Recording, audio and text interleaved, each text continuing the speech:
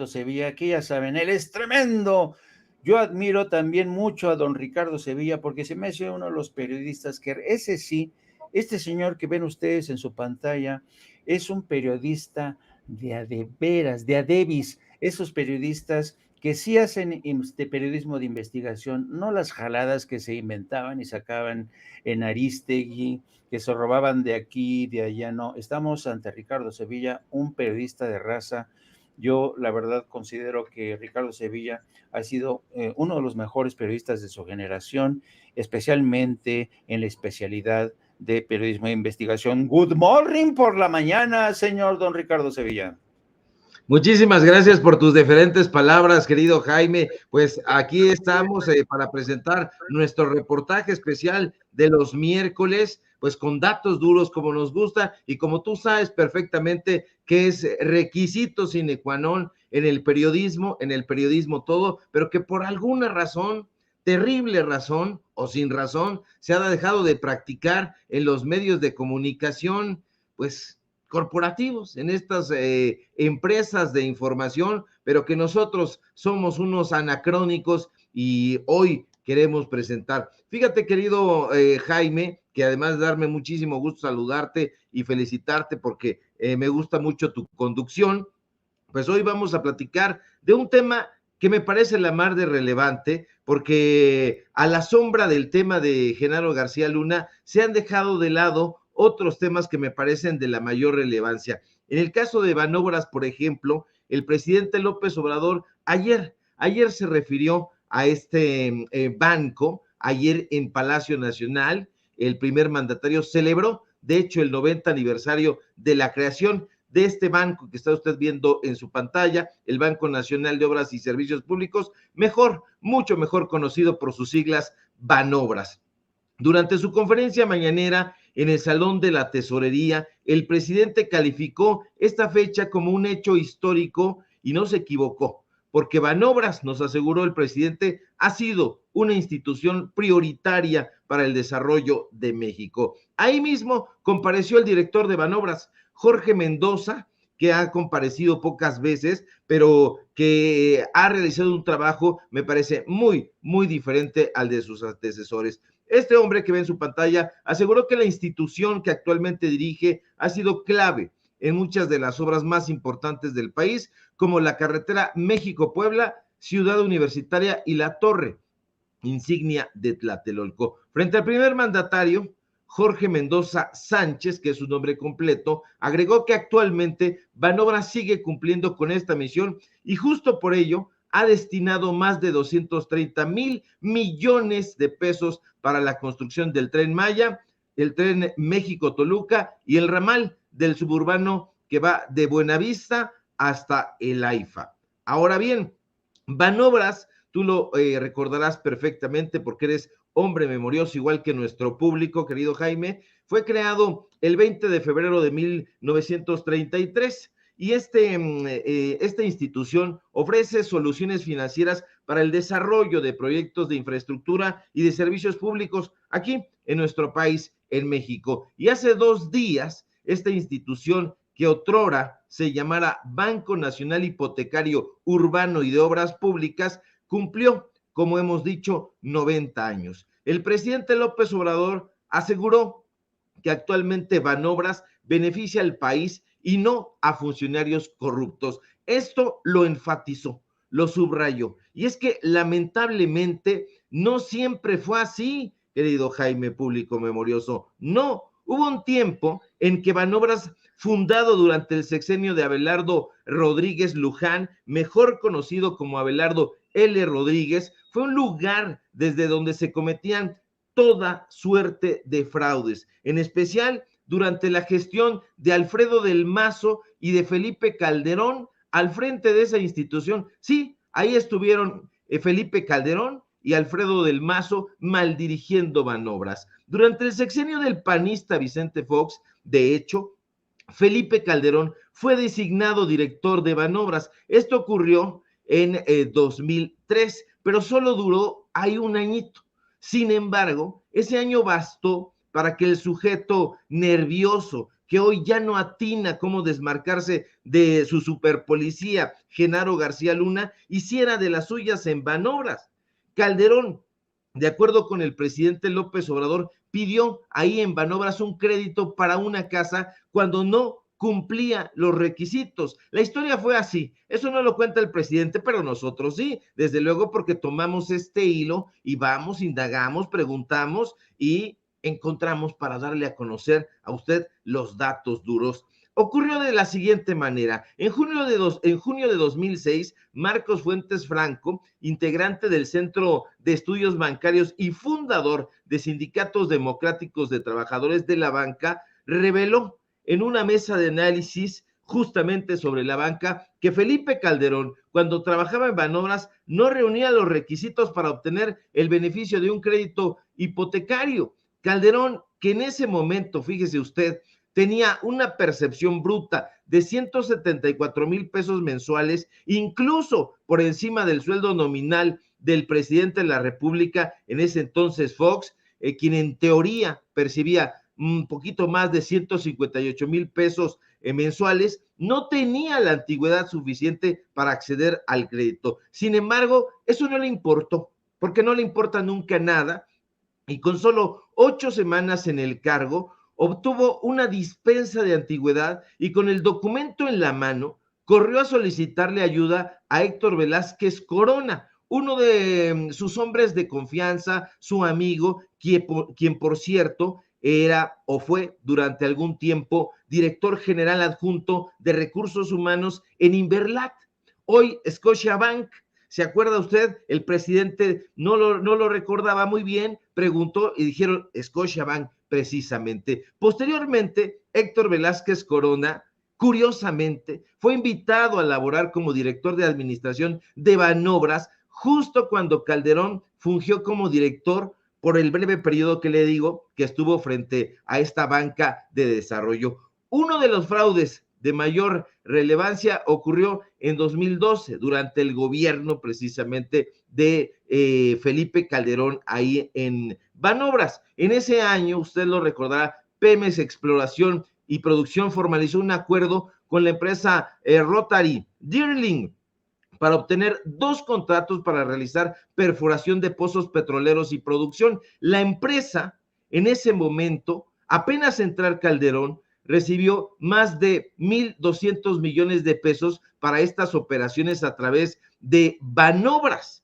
Pero no solo Calderón hizo de las suyas ahí, no. Más recientemente, durante el sexenio de Enrique Peña Nieto, su primo, Alfredo del Mazo, fue designado director de Banobras. El actual gobernador del Estado de México llegó a la dirección de Banobras el 7 de diciembre de 2012, es decir, apenas entrando Peña Nieto, mandó llamar a su primo. Durante los 2 años que estuvo del Mazo al frente de esta banca de desarrollo de 2012, diciembre de 2012 a 2015, la institución, agárrese, gastó más de 2,605 millones de pesos. ¿En qué?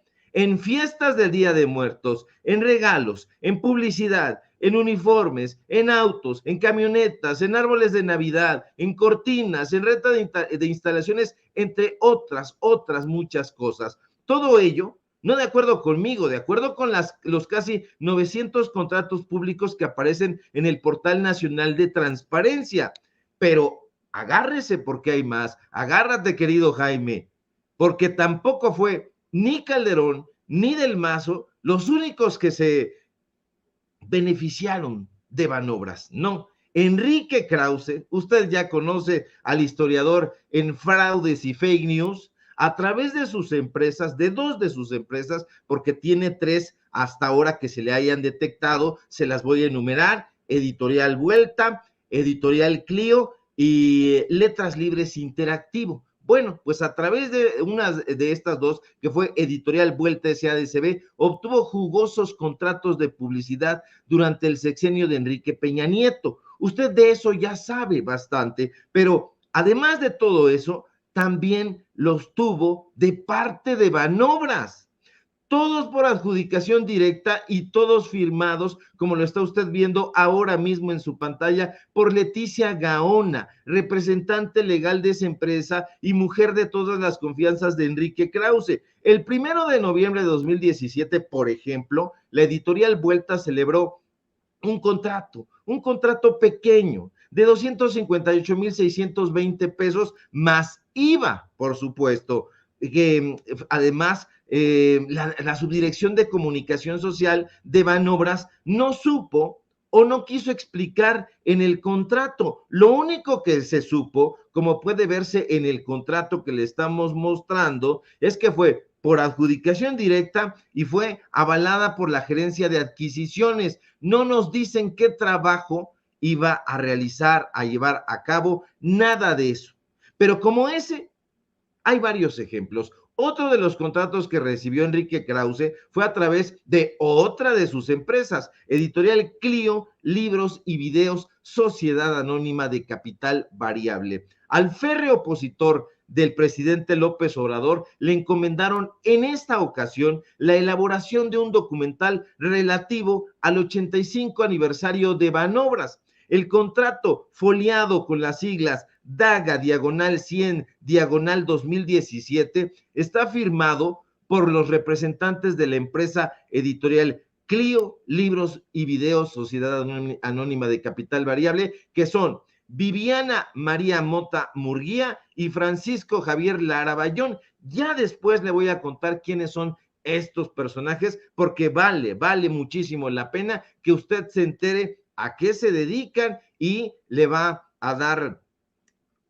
miedito, o no miedito, pero sí se le va a poner la piel chinita. Bueno, estos personajes que de hecho son colaboradores permanentes de Enrique Krause en sus documentales y personajes estratégicos en la confección de los trabajos que el supuesto historiador vende a diferentes gobiernos y empresas privadas, son quienes firmaron este contrato. Este es uno de esos contratos. Aquí usted lo tiene en roja, subrayado y toda la cosa para que no haya pierde. En esa ocasión, el pago a Krause fue muchísimo más jugoso. Editorial Clio, Libros y Videos recibió de parte de Banobras un pago por 1,800,000 pesos más 288,000 pesos de IVA, haciendo un total para que usted que entiende aritmética elemental, pues asciende a 2,088,000 pesos, tal como puede observarse en la factura a la que tuvimos acceso, porque no solamente le estamos mostrando el contrato, sino también la factura.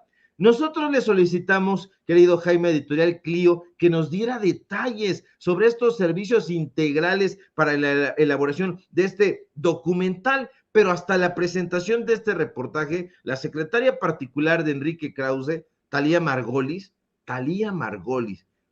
suena el apellido, ya también le hemos platicado de Talía Margolis. Pues bueno, no ha respondido nuestro mensaje, no sabemos si no lo ha visto, no sabemos si ya no trabaje convenientemente con Krause o nos diga que ya no trabaja con él, pero lo cierto es que nadie nos ha respondido hasta la presentación de este reportaje. No deja de ser extraño, fíjese usted, que el contrato fuera firmado el 8 de septiembre de 2018, es decir, un año antes de que Banobras cumpliera los famosos 85 años. Quizá lo hicieron previendo que en 2018 ya no podrían celebrar esa clase de contactos, tal como en efecto ocurrió tras la contundente victoria del presidente López Obrador en julio de 2018. Una cosa es cierta, Jaime, público.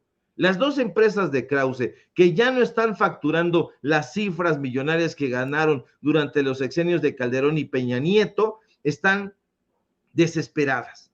Si usted busca en Google, y lo invito a que lo haga, va a encontrar ahí, en el buscador, en el Google o en el que usted quiera, que aparece ahí que Editorial Clio está cerrada temporalmente, pero siguen trabajando, la editorial sigue chambeando, sigue celebrando contratos, y eso es un poco extraño, porque ellos son justamente los que le reportan a Google esta información. Ahora, que no se nos olvide en ningún momento que Letras Libres facturó más de 70 millones de pesos y Editorial Clio obtuvo más de 119 millones de pesos, tal como lo está usted viendo en esta tabla. Es decir, nuevamente una operación de aritmética elemental, más de 189 millones de pesos. Y eso hablando solamente de los 2 sexenios anteriores a este que está ocurriendo del presidente López Obrador.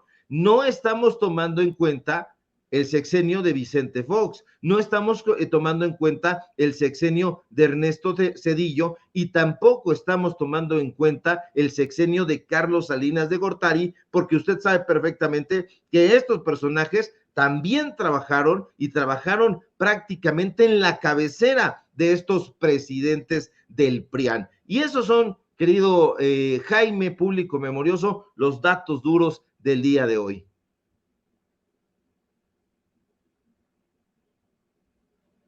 Te saludo con mucho gusto, Ricardo. Tienes el micrófono apagado, querido Jaime. Te saludo con gusto. Perdón, sí es cierto. Muchas gracias. Miren, Toño, no pierde los reflejos, así con su voz sensual. Esta voz, por favor, Jaime, no tienes tu micrófono. Qué sensual te escuchas, Toño, de verdad. Pues así está la cosa, queridos amigos. Te quería pedir, Ricardo, ¿tienes tiempo para quedarte un ratito con nosotros? Claro que sí, querido Jaime, con gusto. Porque vamos a hablar, ¿te acuerdas que, bueno, por lo menos en mi generación, supongo que también en la tuya, había la clase en periodismo de análisis de contenido, ¿no? Nos enseñaron a hacer análisis de contenido y por eso quiero que te quedes conmigo para hacer un breve análisis de contenido de la carta respuesta de Felipe Calderón tras conocerse el veredicto de contra Genaro García Luna. A ver, don Dave, si nos puede poner en imagen, por favor, la carta que envía, esa está en inglés, no sé si podrías poner la que está en español. A ver, déjenme ver. Sí. Écolecua. Dice, fíjese bien, querido, escucha Ricardo, A la opinión pública, mexicanas y mexicanos, se ha dictado el veredicto en el caso del ingeniero García Luna. Al respecto, me permito manifestar lo siguiente. Soy un hombre de leyes y respeto las resoluciones de los tribunales que actúan conforme a derecho. En mi desempeño como presidente de México y durante toda mi vida, he estado siempre al lado de la justicia y de la ley y siempre estaré del lado de las víctimas. Esa resolución no demerita la lucha valiente de miles de policías, soldados, marinos, fiscales, jueces y servidores públicos de bien que defendieron a las familias mexicanas de la delincuencia. Desde ahora, en un entorno de polarización y hostigamiento, la decisión está siendo ya usada políticamente para atacarme, especialmente por quienes cuestionaron la decisión de mi gobierno de actuar en contra de la delincuencia. Detengámonos aquí, querido Ricardo. Como te podrás dar cuenta, hasta aquí, Felipe Calderón insiste en que él no se arrepiente de haber desatado una guerra cruenta que protagonizaron las Fuerzas Armadas de México bajo sus órdenes, bajo su responsabilidad. Y dos, acusa que esta sentencia, que este veredicto, que no sentencia, que está siendo utilizada políticamente. Empecemos por ahí, ¿te parece? Me parece muy bien. Bueno, pues es verdadero, porque hay que recordar que falso da verdadero. Entonces, todo pues esta respuesta que da, pues una respuesta no pedida. Además, la primera que mostrabas está en inglés, que fue la segunda que sí dio a conocer, la da a conocer hoy en la mañana, y la da muy nervioso. La da muy nervioso porque además la pone al revés. Se nota el nerviosismo, el desconcierto. Para mí, que no se esperaba que fuera García Luna, pues prácticamente dado el veredicto en donde se le iban a a poner contra las cuerdas. Entonces, él no había dado una respuesta, no había dicho nada, pasaron horas prácticamente, por ahí de o pasadas las 8 de la noche fue cuando ya dio una respuesta. Durante todo el día permaneció en silencio. Nos imaginamos nosotros que estuvo comentando el caso con gente de su confianza, con asesores legales, con gente del PAN, quizá con varios de los mismos panistas que se ausentaron de la Cámara de Diputados. A mí me parece que hay nerviosismo de parte de Felipe Calderón, hay desconcierto, pero no solamente de parte de él, sino también de parte de toda esta gente que trató de lavarle la cara a Genaro García Luna. Hay todavía obstinados, desde luego. Está Carlos Marín, hoy sale con su columna Batea de Babas ahí en Milenio a insistir en que pues Genaro García Luna fue acusado de una manera pues en que no debía. Él está en pugna permanente contra todo, pero en especial con esto. No entendemos o quisiéramos que no fuera así, pero al final sabemos por qué hace esta defensa tan vehemente de Genaro García Luna. Tuvieron ahí sus que veres, sin duda, chayoterilmente hablando, y en el caso de Felipe Calderón, me parece que no va a regresar, me parece que a esta marcha, la que están convocando, el propio Enrique Krause del que hablábamos, ya sacó su video y toda la cosa, dice que lo vamos a ver por ahí, a ver si es cierto, a ver si soporta las preguntas de la prensa, pero Felipe Calderón sin duda será el gran ausente en esa marcha.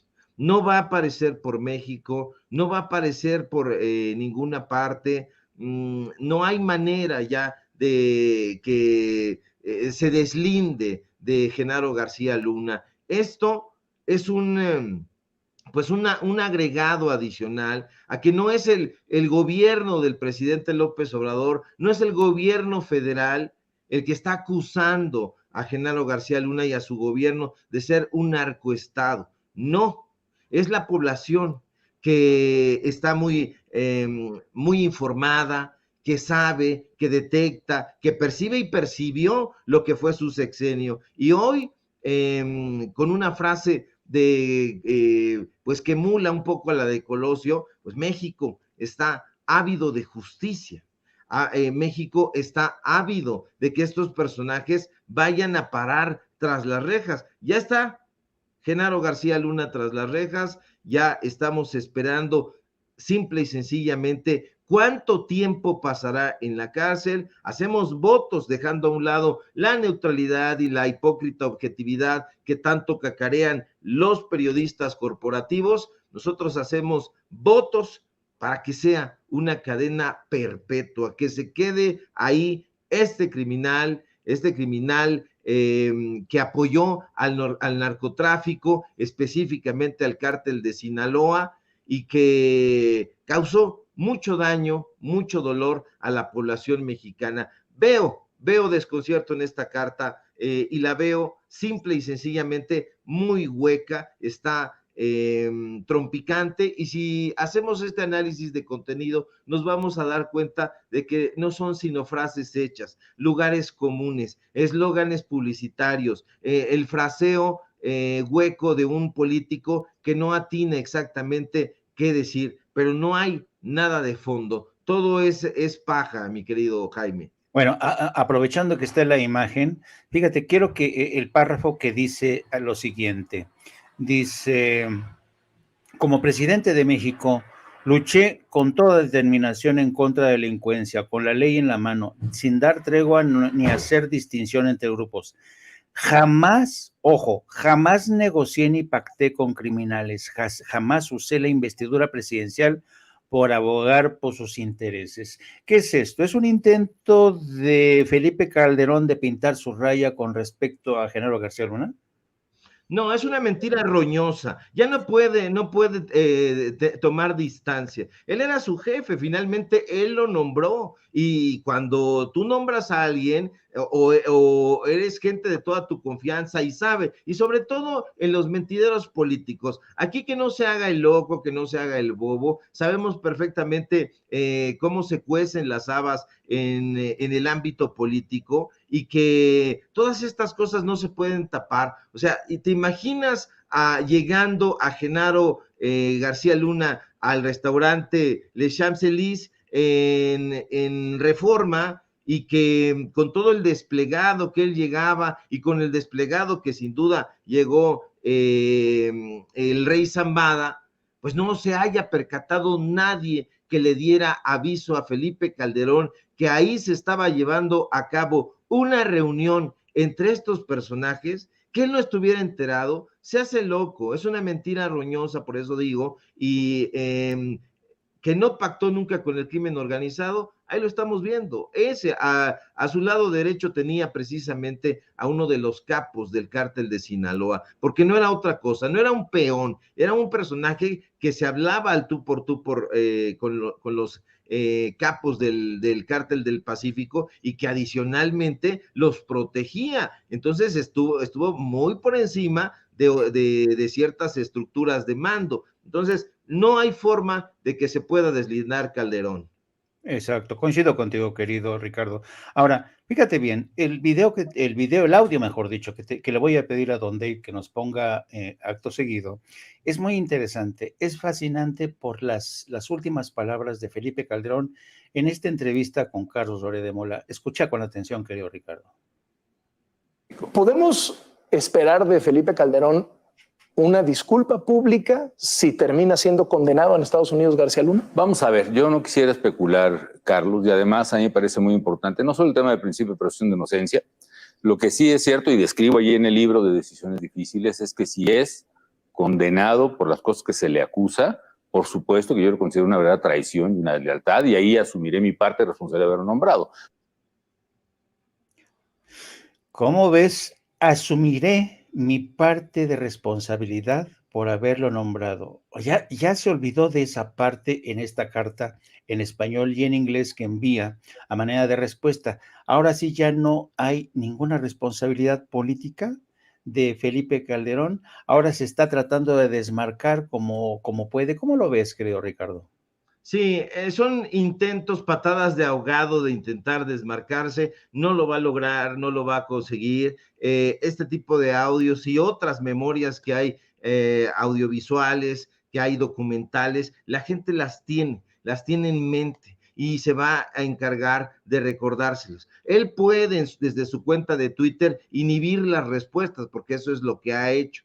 Cuando le conviene, deja que la gente le responda, y cuando no le conviene, pues inhibe a través de Twitter las respuestas que le puedan dar. Sin embargo, no se puede tapar el sol con un dedo. Él sabe perfectamente que su responsabilidad fue desde el comienzo. Él sabía quién era Genaro García Luna y lo sabía desde el momento en que él decidió llamarlo a trabajar con él, sabía de los antecedentes que tenía desde que trabajó con su antecesor, con Vicente Fox, y aún así, aún con todo, decidió llamarlo. La responsabilidad la tiene que asumir, pero no la tiene que asumir haciendo una mea culpa y ya lavándose las manos, ¿no? Tiene que asumir la responsabilidad política, la responsabilidad social y la responsabilidad judicial, porque todo eso que se orquestó, esa guerra y esos contra el crimen organizado y esas muertes, esos daños colaterales, tienen que, no se arreglan con una disculpa, con un encogimiento de hombros. Él tiene que estar frente a un jurado también, tiene que estar frente a testigos que, pues de alguna manera, como lo han hecho en el caso de Genaro García Luna, personajes que hayan participado y que sin duda estarán dispuestos a hablar lo que saben de Felipe Calderón. Es un personaje corrupto hasta las heces, y Genaro García Luna era su subalterno. Así que imagínate el tamaño de su criminalidad. Así es, coincido. Y fíjate, además, es una disculpa, querido, o es una explicación no pedida, que él hace a la distancia, desde el confort desde el de confort que le da la distancia, ahí protegido, detrás de los pantalones de José María Aznar, de Mario Vargas Llosa, de esta organización conservadora, la Federación Internacional por la Libertad, se fue a esconder tras los pantalones de José María Aznar. Y desde ahí es muy fácil enviar cartas para tratar de explicarse, pero yo coincido contigo, Felipe Calderón tendría por lo menos que regresar porque nos debe muchísimas preguntas y respuestas, nos deben muchas respuestas. ¿Qué pasó cuando le informaron a Calderón que García Luna estaba implicado con el narco? ¿Por qué no hizo caso? En fin, son sin número, cómo es que se enriqueció él personalmente.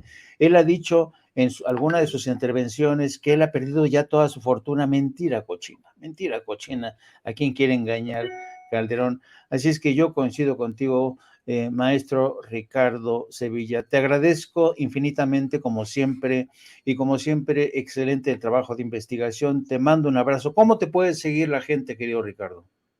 Al contrario, querido Jaime, siempre es un placer y una dicha poder compartir los micrófonos contigo. Agradezco siempre muchísimo también tus diferentes palabras y tus cariños. Síganme, por favor, en Twitter, ahí me pueden encontrar, @SevillaCrítico. Y ahí vamos avanzando, necesitamos su fortaleza.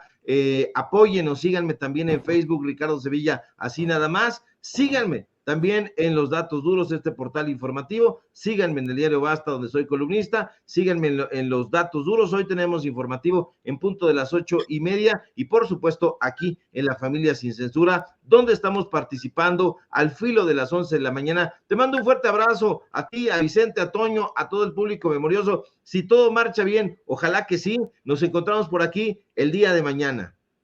De acuerdo. Muchas gracias, querido Ricardo, y nos vemos. Y ahí vemos ya.